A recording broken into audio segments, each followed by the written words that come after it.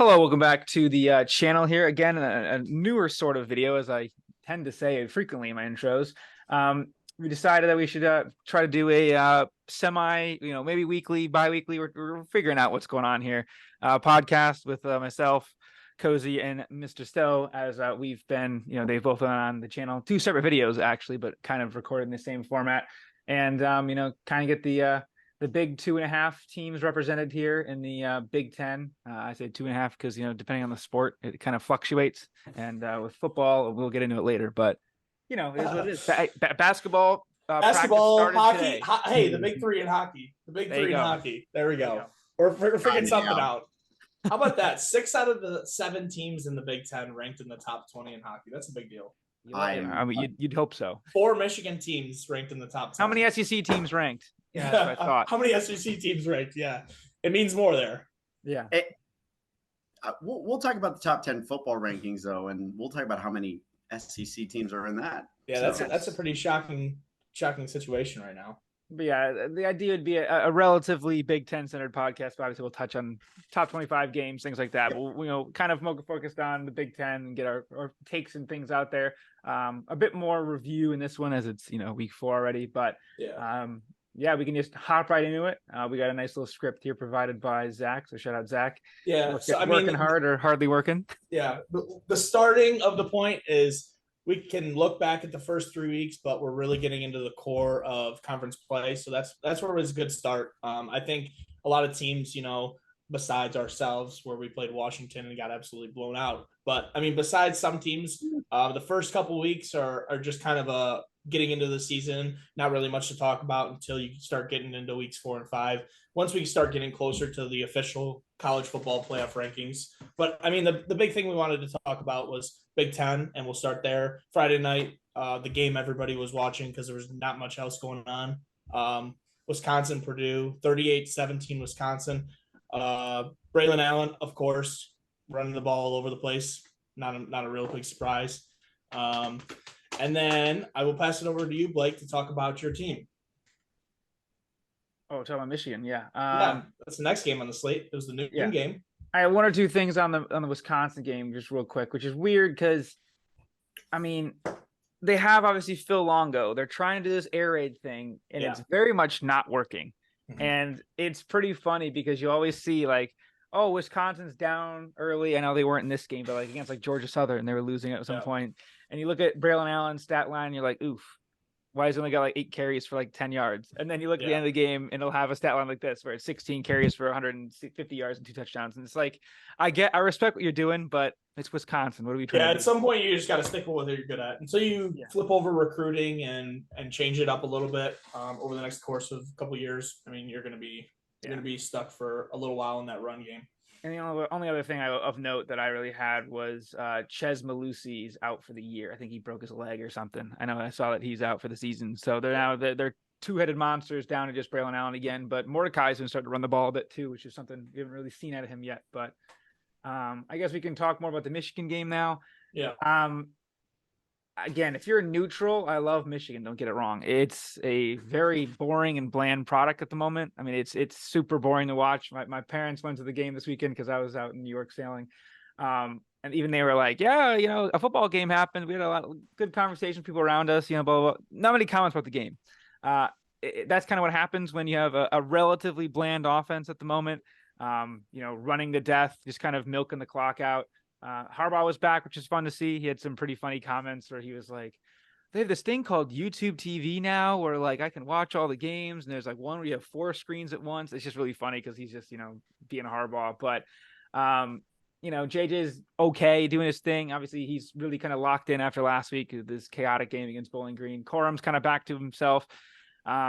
A lot of questions people have is what's up with Donovan Edwards? Because again, I always say a lot, 90% of the college football audience watched only like the last 3 games for Michigan. Yeah. And it sounds like it's Donovan guy. He's awesome. It sounds like it's just kind of an issue that's not really that deep, but you never know. Yeah. But they're not giving him the ball that much though either. So correct. He's been really banged up too. He didn't really practice much this summer at all. So he's kind of still getting his legs under him, but I mean, I would say he's definitely out of your 2 backs.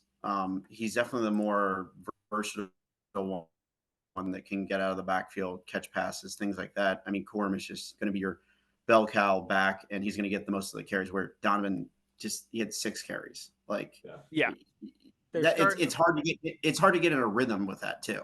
Like, yeah, and that's another thing with like, I'm starting to just realize that at some point in the season, and I like that Ohio State finally figured out very early that you just can't switch quarterbacks because you get them out of a rhythm and you start doing that type of stuff, and it just game scenarios change instantly, and you're gonna look at rough patches, which is why I like teams that have their first and second down running back and then a third down if they're going to bring in a power back. And I think that you could see that more with the Michigan if Donovan Edwards starts picking it up to where he was last year.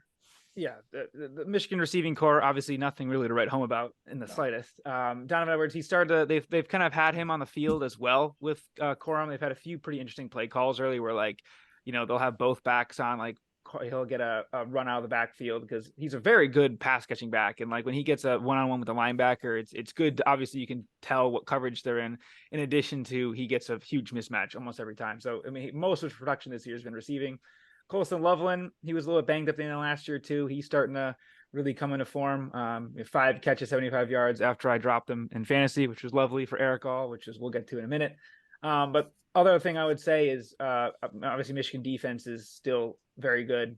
Who are you playing is a good question to counterpoint that. But Rutgers is a solid team. I'm not just trying to say that to hype up Michigan and all, but they're significantly better than I thought they were going to be. Gavin Winstead, little kid, he's a good little dual threat, but they could be frisky against some of those Big Ten West teams and some other Big Ten East that are not like the big three. I mean, they could give Maryland a hell of a game, I would say. Yeah, I mean, if we're going to look at it right now, Rutgers is very close fringe to they're probably going to a bowl game. They are almost undoubtedly. So. They play Wagner this week. They hit their over if they win. They hit their over if they win. And I from the beginning of the year said over wins, and people thought it was crazy. Well, that's 4 for them, and then they got Wisconsin the next week. They're not winning at Wisconsin, but we'll get into it. The week after that, they might get their 5th win. No comment. They host some team in green and white. We'll see. And they got Indiana on the schedule too, right? So. Yeah, but they should have Indiana, right? Yeah. Oh, yeah. They go to Indiana now. The last month of the season gets a little dicey. Yeah, they play the gauntlet. I'm looking at it right now. They got Ohio State, at Iowa, at Penn State. Yeah, that's maybe they pull a miracle and win at Iowa because Iowa is just that bad on offense. Yeah. But if they win in Iowa, Kirk Ferentz is probably looking for another job too. All right. So not his son. I say now that we got through the first 2 games and Blake got his team off, I'll just rattle off a couple more scores from the week, and then we'll go to Cozy for the Ohio State, the game of the week. We started up game of the week. So next game, Illinois 23-17 over Florida Atlantic. Not much home to write about. No Casey Thompson in that game. Yeah. I do want to say this about the Illinois game. I looked at it. Illinois turns the ball over. Illinois is terrible. They just are not a good football team at all in offense. They play, I think, Nebraska next week. That could be an all-time sickos committee game. Yeah, them playing, and then the NFL Bears and take the Bears. Under in the Nebraska-Illinois game. Yeah. That is just going to be rough. The next game, Nebraska, Louisiana Tech, 28-14. I mean, Nebraska is just Nebraska. They're kind of just coasting through to what they can right now. They really are just having a poor showing so far this season, and I think everybody knows that. They're going to be ready for next week. It is how it is. But they didn't even use Jeff Sims. They went with their backup instead. So that's where they're at. They're trying to figure it out. The craziest game I think I've ever watched.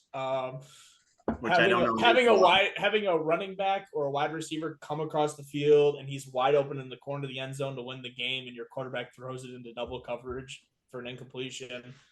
Indiana Hoosiers in 4 overtimes beat the Akron Zips 29-27 with the new rules of the 2-point conversions. One of the most sloppy games I think I've watched in a while. Unfortunately, they just couldn't get anything going, and then when they did, Akron had answers. Their running quarterback was all over the place. Everybody knew he was running, and they still couldn't stop him. But it was funny watching the students, because I was in a talk space with some other people, and one of the Indiana fans said that's pretty common, where the students run from one end zone to the other end zone to watch the game flip over in overtime to watch their defense. And I'm like, so there's just nobody there? And he's like, yeah, no. It's just like, that's unfortunate. The next game, Northwestern, Minnesota. What a crazy comeback, down 21 points in the fourth, to come back and win it in overtime. It's an interesting game for PJ Fleck. That's to say the least. What happens next, you don't know, but that's a tough one to lose, especially to a team that is really struggling this season. And you gave up 21 points in the fourth quarter. 21 points in the fourth quarter. Yeah, with the running clock, by the way. Yeah. Just remember, Yes. running clock. Yeah. And Northwestern. And here's the thing: Northwestern's now 2-2. Like, yeah, which is a shocker of the year. They might win I don't know what their win total was. It might have been 2.5. But they have won more games. They won more games this year than they did last year. Yeah, which is crazy. That's it with everything that's happened, and they were 2-2. Like, when's the last time a Northwestern quarterback threw for 400 yards and 4 touchdowns? It's been a while. Like what? I mean, probably Big Ten when they made the Big Ten championship and got smoked like a couple years ago. I think that was the one time. But the next game, I do want to ask this one question. I did notice this from their box score. Yeah. Estimated guess at the amount of capacity fans or people that actually bought tickets to that game. Like 12,000. You're a little low. They were at 20K, they say. Wow. And I saw video replay. I saw replays of that. There ain't no way there's 20K people. After the game, the fans rushed the crowd and there was 45 people. There was like 45 students. Everybody left. It's like, what do we stay for at this point? Like when Vandy rushed the field and they went in single file order down onto it. Yeah. So next game we're going to talk about was a rough Go ahead, one. You were there. Go ahead. A rough game, to say the least. Michigan State loses 31-9. I would say that the score isn't exactly what the game was the whole time. I think there was multiple opportunities to score. I mean, turning the ball over within the 10-yard line, going for it on 4th and 3 and not converting. Those are all opportunities that shoot you in the foot. 5 turnovers, 3 interceptions. It was not a good performance. I think I just don't know what the identity of the team is at this moment. And after everything that's happened so far, it's hard to say what we're looking forward to for the rest of the season. I'm hoping for a bowl game still. I'm optimistic. Maybe we can sneak one out this week at Iowa, which it seems unlikely, but their offense hasn't been the best so far. And you never know. I think there was some key moments. Nathan Carter, of course, he has some big breakout runs, but it just wasn't a great performance. And I hope to see a bounce back this week, especially because Iowa is a beatable opponent. If this they is play really interesting with the new transfer rules, and especially with the situation going on at Michigan State, because you can maintain a red shirt after 4 games. And obviously this is the 4th game. It's going to be very interesting to see what happens, because they've been floating out an instant transfer, which I think means, like, in theory, Nate Carter could be on Georgia next week. In theory, I don't know if that's exactly how that works. But I don't want to get too much into it, but the rules are instant transfer once your coach is officially fired. That could get interesting. And it has not been confirmed nor denied what is happening yet. I mean, they have sent out a letter of notice for a firing, but we have to just wait until everything gets settled. I don't want to get too much into that for sure. Yeah, I can imagine how many DMs these kids are getting from other coaches. Yeah, no, it's unfortunate because you want to play for a coach and then everything happens and you don't know what's gonna happen to you next week. In a world of social media and stuff like that, Twitter, things like that, it's just one of those things. It's like you don't know where this Michigan State program is at, and it's gonna really honestly. And I think, Zach, we've talked about this. This is a very vital time on you have to get this hire right, because if not, you are going to fall into the football program of the likes of a Rutgers, a Indiana, a Illinois, a Purdue, where every 2 to 5, 6, 7, 8 years you might have a winning season. And what's the goal going to be? Is the goal going to be to get back to where you guys were competing for Big Ten titles? Then you got to hit this higher. If the goal is to win 8, 9 games, then you still kind of have to hit this higher, because I don't think you want to be like Indiana going, man, we won 6 games. We're bowl eligible. All right, let's go. Bowl eligible, 6 games. Like, no, that's never the goal. And I think that there is some stars in the roster. It's just the utilization. It's hard, especially with an interim coach, which I give Mr. Barnett all the props for stepping in and being the head coach. But it's hard with a scheme already set in place, but you have to try to live up to what it was. And if you don't agree, or you do agree in some ways and not others, it's hard to just follow what you had from before, especially if it wasn't working. I try to be nice, but then I see a zoom in with the score of you getting blown out at home, and that goddamn D'Antonio is there frowning, and it makes me very happy. Just being honest. Yeah, it's unfortunate. Next game.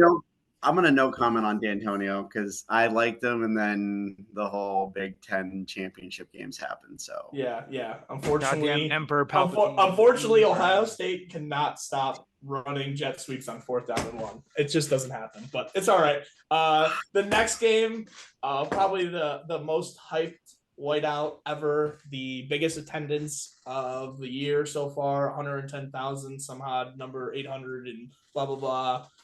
We're all there in the pouring rain at some moments for what could have been a battle, but ended up being a one-sided affair. Penn State blows out Iowa 31-0. Iowa's offense gains less than 100 total yards, and there's not much else to talk about, Blake. I don't know if you probably watched a little bit more of this than me, but it did not seem like it was a great night for the Rest in piss, Cade McNamara and Eric All. Rest in piss. Yeah, I just don't really know what else to touch on. The fact that, I mean, Penn State's defense seems to be for real. We all knew they had one of the top 3 running backs in the country, and they're starting to prove that they are a legit contender, and that they might have hit the switch that teams have been nervous about in the other Big Ten teams. But they might be hitting that switch and hitting their stride in the season. Go ahead. The one thing that I noticed about this was in their game, Penn State seemed to run their second team quarterback out there and have him run some plays. And he ran a lot, but he got 8 carries for 55 yards. Yeah, that's pretty insane. So that might be something to keep an eye on. And I'm pretty sure it wasn't just at the very end of the game that they were doing this. Mm-hmm. Pretty sure that they were running him out at a few plays different times, and we're kind of running like a wildcat formation. Yeah, it was in the pouring rain. I get it. Alar, I mean, he's good. He's really good. But I will say this: when I look at the box score, and I didn't even realize this until just now, he threw the ball 37 times in a rain pouring game. I'm sorry, but I mean, hell, they ran 97 plays of offense. 97 plays of offense. More plays than they had yards. Yeah, literally. They ran more plays than Iowa had yards. It's kind of ridiculous, but Penn State they look the part of a national championship contender. But what's going to come down to is there are 2 other teams in this Big Ten East that they always struggle with. Yep. Always. Yep. It does not matter. And believe it or not, they struggled when Michigan was down with Michigan. Yep. They have always had a struggle with Michigan. And here's the thing. James Franklin, is he going to get it done and beat Ohio State in the horseshoe? He's had us on the ropes. Probably, I'm going to say he's been there for 9 years? 9 or 10 years, yeah. Yeah, it's been a while. He's beat us once, and he probably should have beat us at least 5 times. He loves getting in the way. Yeah. Yep. 2014, I can tell you, they should have beat us. It went to double overtime. 2015, I think, was kind of a whatever kind of game. I mean, I think we handled it. 2016, they beat us in the block field goal, and everyone was like, man, lifetime contract for James Franklin. He can beat Ohio State. And then 2017 and 2018 happened. 2 fourth-quarter leads of 2 touchdowns or more, and you blew both of them. And then I think the big thing that they're going to look at is, can they get it? I mean, most of the years in the past they've had the same quarterback, and it's kind of good for them to change it up finally. Can a young quarterback at Ohio State? That's going to be a big test. At home versus Michigan, that's going to be another one. Those are 2 very interesting games. The Michigan game, I'm very sad that it's not a whiteout at night. It's a noon game, but I'm not. The media does what the media does. Hold on. Let me stand up for other big one in the Big Ten of our Big Two. Yeah. I'm sick and tired of playing the whiteout at Penn State every year. It's gotten ridiculous. It's gotten overplayed. I love it. It's such a great game, and they get hyped up for it. And it adds to the environment, things like that. But I am so sick of going there and playing at night and never having them play. It's always, oh, you know what? Big noon kickoff, Ohio State, Penn State in Ohio Stadium. We're going to go do the whiteout game at Penn State. It's like, and they finally returned the favor to us. And I think this year, probably, I don't think we're getting big noon kickoff. I hate saying this because I'm kind of biased, but I hope they change our game from the last week of the year next year against Penn State. If we still protected rival, we play in the middle of the year and we play the whiteout at night, because I would just love to see that at least once. It adds, like, who is going to watch this game? Granted, not many people did, regardless, but like, who really cared about Penn State and Iowa, right? You're already going to watch Penn State, Ohio State. You're already going to watch Penn State, Michigan. Mm-hmm. You know, it's going to be crazy atmosphere regardless. Yeah. If I'm a TV guy, it's like, hey, I have this bad game here. I want it to be a whiteout. Obviously, it was horribly planned out. The fact that it was at the same time, obviously, that's out of their hands. But you know, like, I'm trying to think, like, I don't even look on their schedule, but like, you look at Penn. By the way, Penn State's got quite the gauntlet the next few weeks. but is it out of their hands though? Like, really, is it out of their hands? Not really though. You're right. Because I believe the Big Ten contract is with NBC and CBS now. So yeah, they could have played them at 3:30. They could have played a game at 3:30. I mean, Notre Dame would have eaten alive playing at 3:30. That would have been a crazy opportunity. My last thought, just quickly, on Penn State. It's weird. This is going to be obviously a college Big Ten podcast. I'm going to make a reference to the Patriots here. I get a lot of Mac Jones vibes from Drew Aller. That's not me trying to be disrespectful, but it's like, you threw the ball 25 completions for 160 yards. Like, you know what I mean? It was a lot of dump offs. You broke a few. Again, well, you know, I know there's a Penn State fan who's going to watch this podcast, so I'm just going to reserve it. I'm not going to say anything. Yeah. I'm just going to say he's a great quarterback. Into the horseshoe and kick on our ass, from what I've been told. So yeah. And then we move to the game of the week, game of any week so far. The big one, the Fighting Irish fall at home to the Buckeyes, 14-17. Not a whole lot of crazy plays, a lot of defensive grinding, and a spectacular throw at the end of the game to get him to the 1-yard line to get into the end zone. Hey, Blake, it was pretty good. It was pretty good. From what he had put himself into the situation of getting an intentional grounding and backing his own team up. Kyle McCord played pretty well. And Michael Cozy, let's pass it on to you to talk about your team. Well, I know a lot of you know this was the big one for me. I'm Catholic. I hear about it all the time. You should be a good Catholic and go cheer for the Irish. How can same thing? Yeah. How can you disown the Irish? Like, and I went to a Catholic high school, and like in that high school, like plenty of people were Notre Dame fans. Their parents went to Notre Dame. They were Notre Dame graduates. I host Twitter spaces pretty often. Like, that's what we go into all the time. And this week I hosted one, and I saw a Notre Dame fan in there from high school that I haven't talked to in 2 years. And he jumped in the space last week before the game, and I knew he wanted to come up and say something, but I haven't talked to him in like 2 years. And I'm like, dude, what are you doing in here? Like, I even messaged him and he never responded back. And I'm just like, I know why you're in here. You want me to say something stupid about the game, and I just didn't do it because here's the thing. Notre Dame is actually finally somewhat respectable. They got a quarterback finally. Yeah. And Sam Hartman is a leader. And that's the thing that I think is going to be different about this Notre Dame team is they had a leader. But when it mattered most, Kyle McCord delivered. He was 10 of 15 on third downs for 155 yards. Yeah. That's pretty damn good. Yeah. Now, if we ever run an end around on fourth down again. Oh man,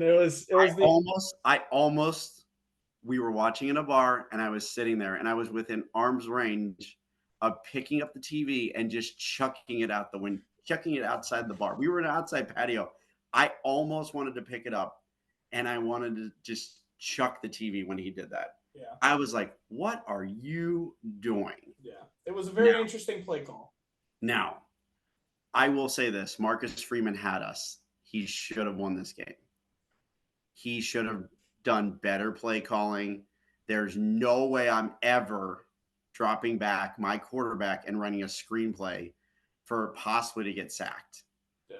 Also, there's no way I'm throwing a ball to JTT's side that should have been picked, should have been intercepted. Yep. And he didn't even look JTT off. I mean, it was in his hands. And I was like, and here's the other thing. There was other plays that happened in that game.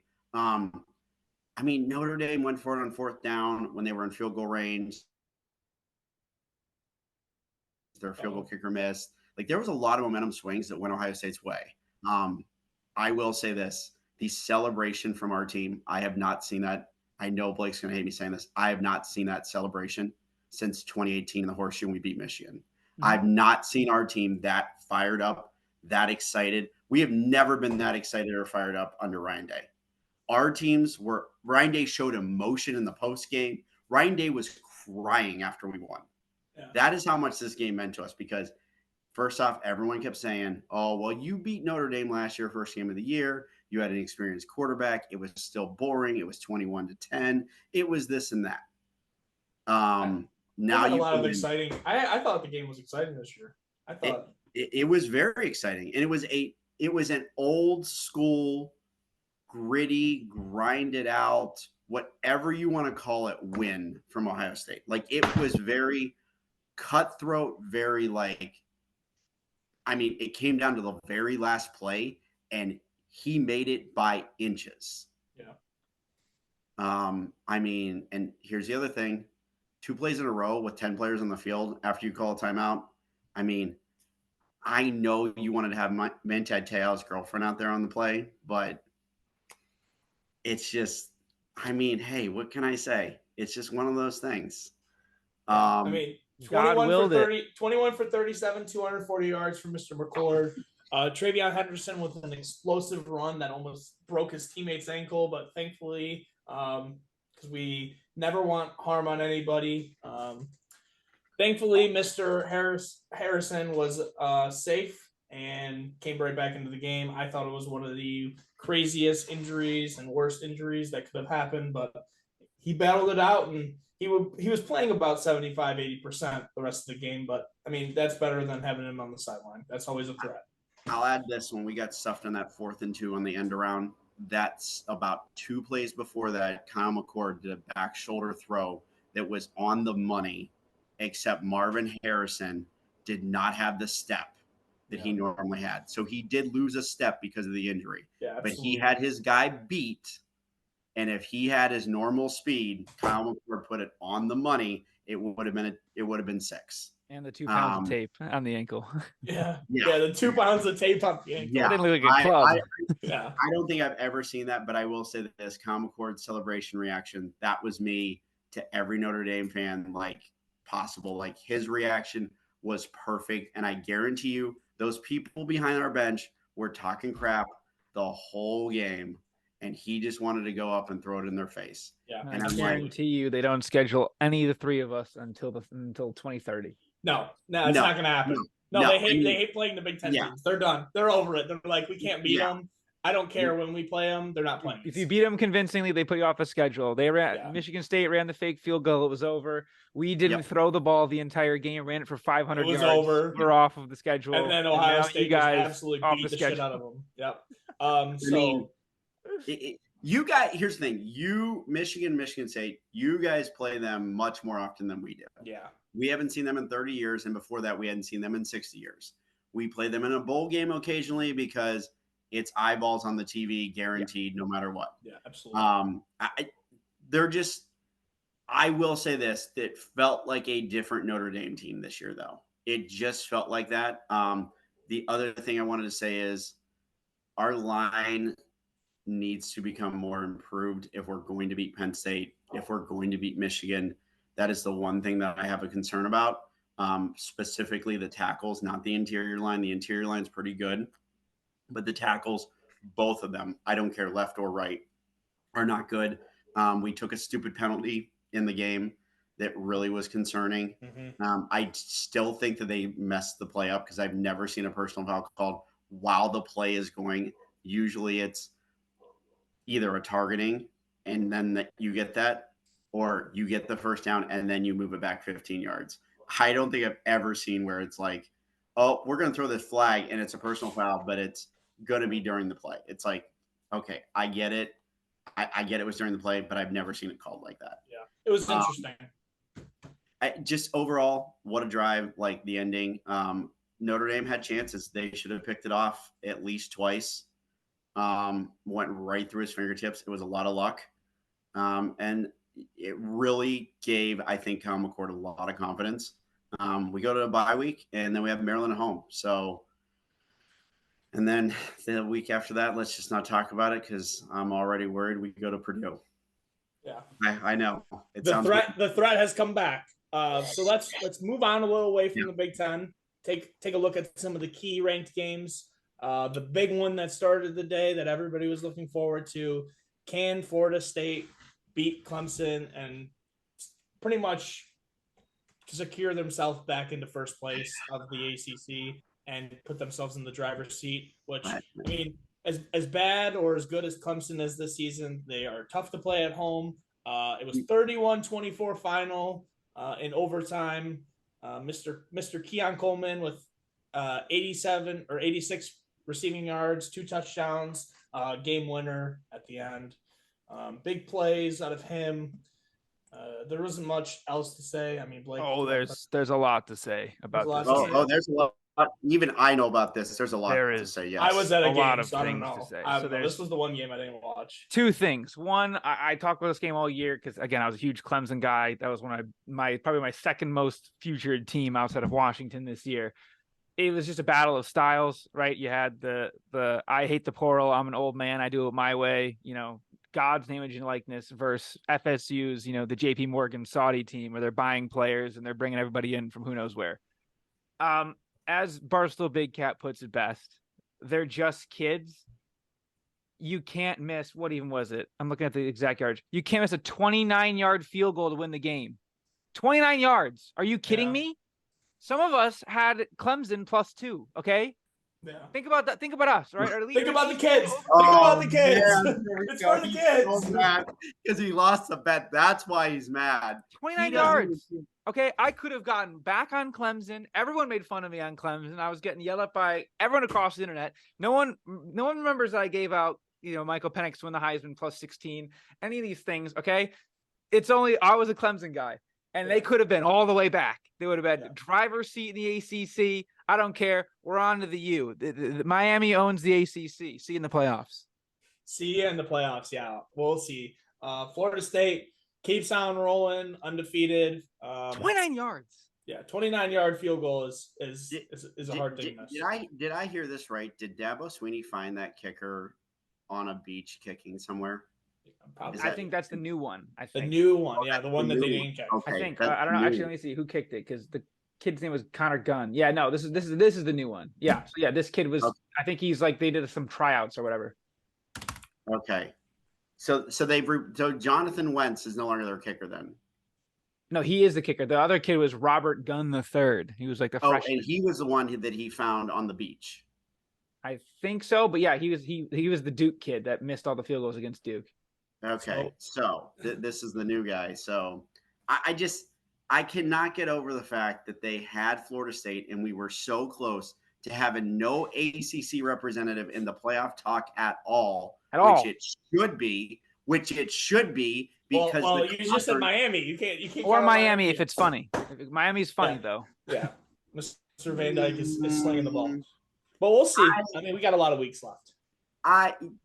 Miami can go by the wayside, way far out of it. The problem is Florida State has an LSU win, and that's a built-in SEC. Yeah. Everyone remembers that game, which those games, standalone games, are the most important things when it comes to the College Football Playoff Committee, because a lot of them, are like, oh, I saw this big game. This was the big news. Yeah, it was on national TV. That's the big thing. Exactly. Yeah. So Florida State's got that in their back pocket. They're almost a lock for the playoff now. Speaking of your boy, Mike Penix, next game, Washington, Cal. 59-32.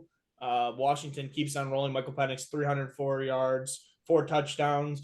Jalen Polk and Rome Azun, both with 125, right around that range, or 125 plus, and 2 touchdowns each.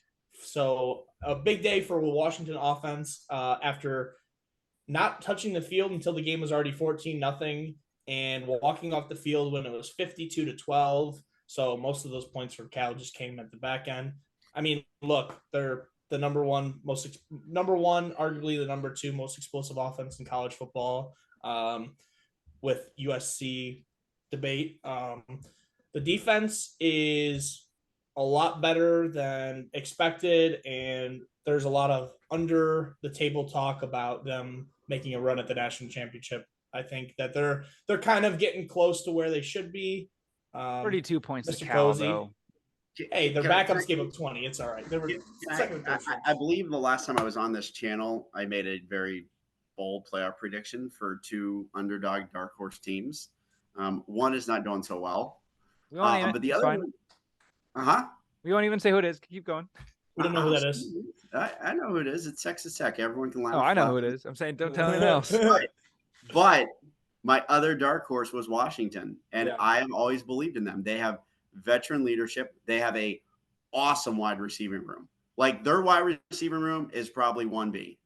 And I'm biased because I'm an Ohio State fan. I'm going to show my bias.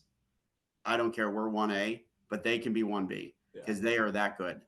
And they spread the ball around a lot.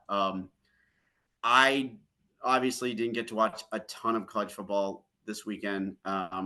Saturday was very hectic. It was a very short day getting ready. It's a 10:30 game anyway. This was way late at night. Oh, see, and at that point, I just post game. Post game. Yeah, post game. He had a post game.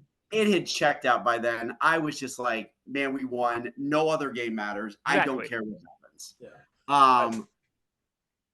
But I look at this box score and, like, you're right, Zach. Like, this was a 52 to what, or 45 to 12 score at halftime. Like, yeah, they had scored 31 points with 11 minutes left in the second quarter. Everyone is always open at all times as offense, and it just makes me so happy that that the coordinator turned down Alabama. Yeah. Do you imagine if Alabama had this scheme going, man? Good God. Thankfully, they don't. Michael Penix for his 3rd transfer is going to happen. I mean, and here's the thing. This weekend, they're going to roll. They go to Arizona. I mean, Arizona is Arizona. They're not bad, but they're not good. Over. Yeah, over. Take overs. Just keep going over. It's going to be weird, though, with them, because they're coming to the Big Ten. They're going to lose their quarterback. They're going to lose all those receivers. Likely both coordinators, at least the offensive coordinator. Maybe even the head coach. I mean, there's a chance. I always thought it was so weird when they were going to move to the Big Ten, because it's like, are they really staying power? Okay, same with Oregon. They're going to lose a lot. No, Oregon's a wagon. Like a Nike money. I will furthermore convince you that Washington they have a historic aura to them, I guess you could say, to where they do bring that to the Big Ten. He's just saying that because Michigan smoked them the last time they played Michigan. I mean, here's the thing. We played them and we got destroyed for scheduling them. And it's like, we scheduled them right after they went to the Rose Bowl. It's not our fault that they went 3-9 the year before we played them, and then 4-8 the year we played them. Like, that's not our problem. that is a little concerning. They're coming to the Big Ten. Are they going to be able to contain that prominence, or are they going to be able to contain this whole thing now with transfer portal? And I believe they have a very good coach, and they also have money. They're in Seattle.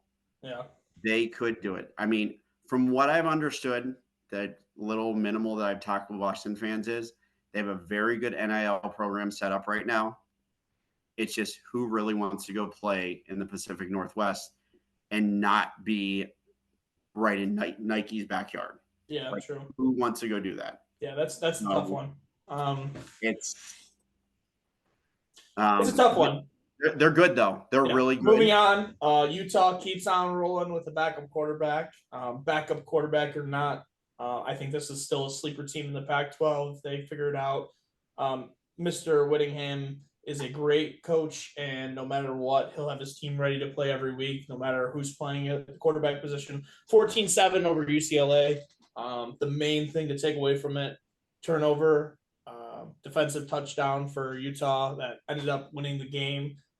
Dante Moore had an all right stat line. He had a couple mishaps and interception that led to this score, and had about a 50% completion rate and a touchdown. But a young kid making his first true career ranked start against a defense that has proven it time and time again.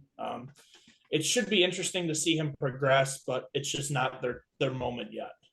I think that we got to keep moving forward from that game and see what happens next for both teams. There's going to be a lot of interesting games for Utah going forward, especially this week, which we'll get into a little bit later. But it should be an interesting one to see. So I just looked this up. Utah, their last 4 possessions of offense in the second half to end the game, 4 3-and-outs. Yeah, that's not a way to close out a game at all. Cam Rising back. They need Cam Rising back very bad. And here's the thing: they literally, it was 14-7 with basically 5 minutes left in the game. That's when UCLA scored their touchdown, and then they went a 3-and-out. You get Cam Rising back, maybe they're different. Utah's got to have an offense, because I can tell you they do play Washington this year, correct? I believe. Yeah, could be wrong. If they do, then they play Washington on 11/11. So that will be a circled one. That's going to be a defensive powerhouse playing a very explosive offense, and should be interesting to see what happens with the Pac-12. They're on top right now, peaking, and how long is it going to last? How many setting teams up are perfectly for them, the Pac-12 themselves. Yeah, unfortunately, without a doubt. And then, I mean, they have so many good teams finally. The last year of the Pac-12, and they have 6 good teams that are national championship contenders, not just good teams, contenders. Oregon State lost this week, and I still could point at their schedule and go, well, you better hope they don't cannibalize themselves and beat someone else, because if they do, you're just going to end up with a bunch of 1 or 2 lost teams, and nope, none of them make the playoffs. Yeah. Next game, Alabama kind of pulls away in the second half. Ole Miss goes up 7-6 at halftime, makes a field goal in the middle there, but Alabama's offense started to figure it out. Jalen Milroe, 17 for 25, 221 yards and touchdown. And Jace McClellan, 17 rushes, 105 yards, touchdown. They're starting to figure it out a little bit at a time, which is kind of scary, especially with how good of a coach Saban is, especially for some other schools that are looking at a higher level, like LSU, who are kind of chasing that first seed. I don't know, Blake, if you want to touch about this at all. Just quickly, I mean, I'm a big Lane Kiffin guy. I might have taken a few victory laps early when it was 7-3, and then Milroe threw that pick in the end zone. But I don't know. It's such a hard spot for Lane there, and he's doing the portal super well. I think he could be the next coach of Alabama. Obviously, that's been a rumor for a long time, but I'm excited to see what happens with him. But Jace McClellan finally performed when he's on my bench. I hate to see it. Yeah. Not really a whole lot to talk about in the SEC world for that week, but the final game, the kind of upset of the week, you could call it. Ranked number 21 Washington State comes out with a absolute barn burner of a victory, 38-35 over Oregon State, who were some people thought was going to be kind of that 2 or 3 spot in the Pac-12 team. DJU had an underperforming performance, and Wazoo 528 yards of total offense. Damn Ward, man. With a 35-14 lead going into the fourth. I mean, they held them off. The defense held them off enough to stop them from scoring a shit ton of points. But DJU just didn't have enough in the tank. They ran out of time too quick with the running clock. I think that's one of the main things to take away is the running clock is still going to affect games like this where a team has such a big lead. Yeah, and I mean, you definitely see it every week right now. I mean, you're seeing, I know Ohio State's offense is completely different, but week 1, we ran 7 less possessions this season compared to last season against Indiana. 7 less possessions. Yeah. I could understand if it was like 3 or 4, but 7, like. Yeah, sitting at games in person, especially now. I mean, they're quick. We had 4 or 3.5, like 3 possessions, 3 true possessions in our game in the first quarter. And I look up and I say, wow, is this quarter already done? And everybody's like, yeah, you didn't even realize that? And I'm like, it's just flying by at this point, which unfortunately the rules are the rules and we got to kind of just let it happen and see if they change it back, which probably won't happen. But I mean, it's just kind of being a little obnoxious at this point in the games. Other notable games, realistically, Georgia kind of started off slow in the first half, 49-21 over UAB. SP Plus hates that loss, man. I don't know. This Georgia defense is not Georgia defenses of years past. Yeah, I saw that stats. The secondary is good. They got no push up front. It's kind of crazy. Yeah, it's like an opposite of what they've been in the past. Yeah. Yeah. They had normally, if you can actually get the ball out, you're fine. Yep. Now it's like, oof. Yeah. That's a big game. LSU 34, Arkansas 31. It was back and forth the whole time. Not really much pulling away. Yeah, Jay Daniels not looking the best. No, he's rounding to form. Disagree. I mean, I can also say this. You disagree? You think he's playing the way he should? 320 yards, 4 touchdowns. I mean, he's still doing a few bad interceptions. He's now actually throwing the football. Like last year, it was I'm running it and maybe I'll throw it, but now he's kind of like, okay, I actually can throw it to open up the run and not take 1,000 hits like I have been my entire career. Yeah, but I can say this though. This Arkansas team is not a very good Arkansas team. Yeah, that's why.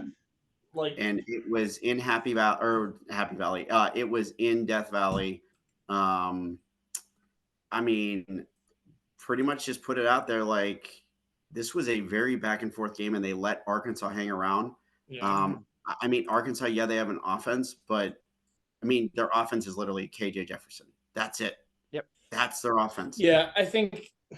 I mean, the dude literally had 31 passing attempts and 16 rushes in the game. He is their team. He's their whole team. You shut him down and you're fine. LSU couldn't do that. To me, that just kind of like, I look at that and I go, is Florida State really that good? Because the past 2 weeks, Florida State hasn't looked that good. Yeah. And they beat LSU. But like you said, it was the national game and it was an SEC opponent. And everyone loves it. Doesn't matter if they suck. Yeah. Yep. That's the big thing is they need to figure their defense out more than their offense. I mean, Jaden Daniels an interception, but like most of the game that I was watching in the second half, it was just close back and forth, and you got to start pulling away, especially from opponents like that. I get it. You're at home and you can just kind of coast for a win, but sometimes those bite you in the butt, especially against teams like Alabama. And don't get me wrong. I get that that's a rivalry, but dude, that is just not even close. Like I get Arkansas gets up for that game more than you guys do. And they look at it and they go, oh man, the golden boot. Like I want to win this like more than you guys do, just because you have bigger problems, bigger fishes to fry. You have Alabama to fry. You have Ole Miss coming up. I believe is it this week? It's one of the next. No, it's not. I don't think it's this week. No, it is this week. Oh, it is? Yeah. LSU at Ole Miss. Yeah. This week. So, I mean, we're going to find out because I'm a big believer in Lane Kiffin too. I love Lane and the Land Sharks. I've liked the Land Sharks before Lane even got there. So, so final two games from this week we'll touch on. USC 42, Arizona State 28. I mean, they have no defense. They have Arizona the defense is still struggling. They are going to get a rude awakening when they come to the Big Ten if they play defense the way that they do. If they keep Alex Grinch, I'm going to be so happy. I dealt with Alex Grinch at Ohio State. He was terrible. He should never coach a defense again. I don't know how he keeps getting job after job after job. They're so bad. Go to like a smaller, like a group of 5 school, and he may be good. But in a Power 5 school that's supposed to have a dominant defense, no. And guess what? Reminds me of Don Brown with UMass. Like he was terrible for Michigan, but he's doing great things at UMass. Doing great things. You know? And then the final game we'll touch on. Oregon with the absolute slaughter of Colorado. I get it. Mr. Travis Hunter didn't play, but I mean, 56 yards passing in the first half, 0 points, down 35-0. It kind of revealed that the depth in the offensive line and some other positions from Colorado are just not up to the level that they need to be in year 1 and beyond. I think it's going to take 2 or 3 years, recruiting cycles, transfer portal, for them to get the full depth, but I feel like it's more of a 22 players have been brought in and there's only 22 players. I think that's a good way to put it. Yeah. I don't think there's much else that needs to be said.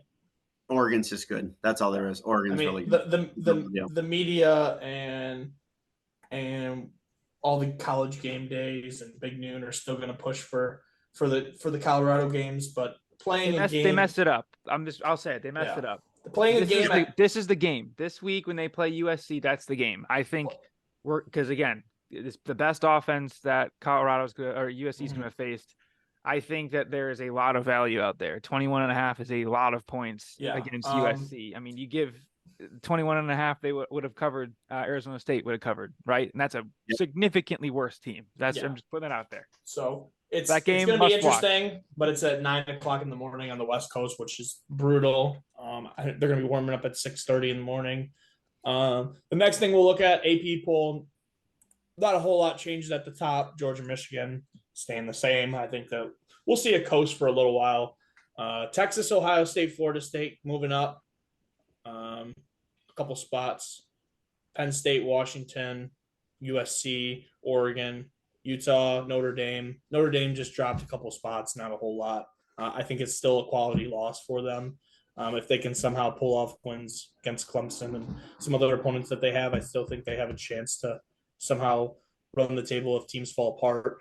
But at this point, not looking the best. Alabama, LSU, Oklahoma, North Carolina, Washington State, Duke, Miami, Oregon State, Ole Miss, Tennessee. Tennessee is still a question mark, I think. And being above Florida is hilarious. Being above Florida might be the greatest thing. Missouri, Kansas, and then the big 25, Fresno State coming out of left field. Hey, they shut out Arizona. They shut out Arizona State. Yeah. So one comment here on this, and one comment only.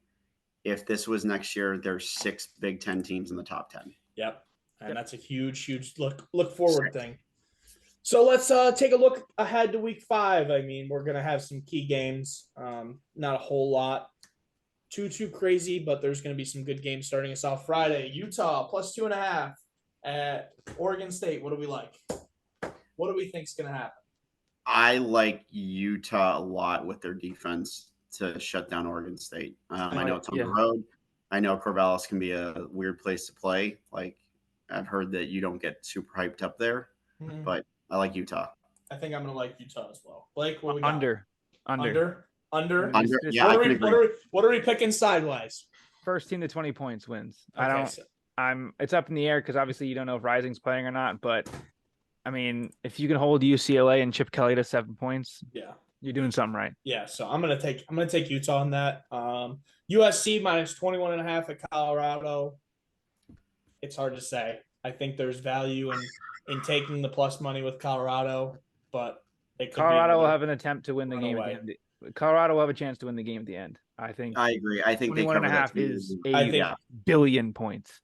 especially against the USC defense. They're gonna go score for score this week with USC. USC's not gonna be able to stop them. A very interesting line in the next one: Kansas plus 17.5 against Texas. I get it. Texas is a tough place to play. Kansas is very explosive. Kansas will keep that within 17.5, but I don't think it's going to be a 2-touchdown game. It's going to be I'm going to say 42-28 Texas final win. I think Texas is going to put the paper bag over them and suffocate them. I'm talking legitimately, I'm saying like 28-10. I think this Texas defense is very good, and it's not talked about whatsoever. I'm honestly not sold about their offense too much. And Kansas, I have Jaden Daniels on my fantasy team. He's still a little banged up or something because there's something not right with this team. Yeah, I think Kansas will cover, but it'll be close. It'll probably be right at that 14 to 16 point range. Florida plus 2.5 at Kentucky. I think this is a sneaky game. I think Florida kind of starting to figure it out after the shaky first game. I think their offense is starting to gain a little bit more. What do we think? Man, this is if I have to make a pick. Yeah, I really got to go Kentucky at home. Yeah, I think I'm only taking Kentucky because everyone I know says Florida, and if that's the case, and not one person has said Kentucky, and they're still favored, gotta take Kentucky. Let's take Kentucky. Vegas knows. This is the interesting Kentucky's one. Been Mr. Transfer Portal Peyton Thorne takes his team to Georgia plus 15.5. What do we think? Auburn all day. Auburn will be within a touchdown. I think Auburn. Yeah, I gotta agree. It's a 3:30 CBS game, and by the way, weird things happen to Jordan Hare. Yep, weird things happen, especially to Georgia. It's at Georgia. Especially to Georgia. Just it's at Georgia. It's at Georgia. No. It's at Auburn. Oh, it's at Auburn. I must have got that wrong. Weird things happen at Jordan Hare. Then especially 15.5. And it's a rivalry too. So Auburn is going to throw everything out there. Correct. So we're all on the Auburn side. All right, Notre Dame minus 5.5 at the Dukies. We are going to find out if Notre Dame is going to be that team who they lose a game and then they lose a few in a row, or are they going to rebound and win at Duke? It's funny because Duke is right now ranked 17th. Sam Hartman has yet to beat a team in the top 15, though. So, I mean, I'm gonna take Duke to cover. I think it's a defensive game. I think it's a very close game. Yep. Very close game. Michigan, right? All right, let's just fly through these last two. Okay. Michigan minus 7.5 at Nebraska. 17.5, and they cover it easily. I think Michigan covers. I think this is finally the one where they blow it out. A very interesting line. Michigan State plus 11.5 at Iowa. The over/under is like 36 and some change. What do we think? I take the under even. Yeah, I'm going to take MSU to cover finally. I think over and Iowa. No over in Iowa, and then finally OSU versus the bye week. Can't win, can't lose. It's a great time. God. After last week, the heart attack ended, so we're good. All right. What a wonderful time. Yeah, thank you guys all for watching. We'll do this as much as we can, and really appreciate you guys hopping on. We'll see you guys next time. See ya. Go Bucks.